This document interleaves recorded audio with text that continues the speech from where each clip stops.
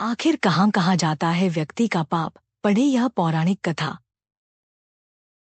आखिर पाप कहाँ-कहाँ जाता है? इसी संदर्भ में एक बार एक ऋषि ने सोचा कि लोग पाप धोने के लिए सभी गंगा में जाते हैं। ऐसे में सारे पाप क्या गंगा में ही समा जाते हैं? इस तरह तो गंगा भी पापी हो जाएगी। उस ऋषि ने ये सब जानने के लिए एक घोर तप किया। तपस्या करने के बाद भगवान प्रकट हुए। तब ऋषि ने उनसे पूछा, भगवान गंगा में जो पाप धोया जाता है वह कहाँ जाता है? भगवान बोले। चलो गंगा जी से ही पूछते हैं इस बारे में। ऋषि और भगवान दोनों गंगा के पास पहुंचे और ऋषि ने गंगा जी से पूछा, हे गंगे, सब लोग तुम्हारे यहाँ पाप धोते हैं, तो इसका मतलब क्या आप भी पापी हुई? तब गंगा जी ने कहा कि मैं कैसे पापी हो गई। मैं तो सभी पाप लेकर समुद्र को अर्पित कर देती हूँ।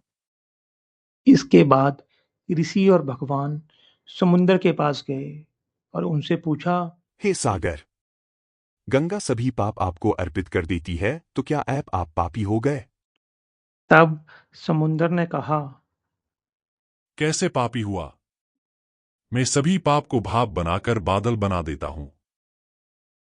अब ऋषि और भगवान दोनों ही बादल के पास गए और उनसे पूछा, समुद्र पापों को भाप बनाकर बादल बना देते हैं, तो क्या आप पापी हुए?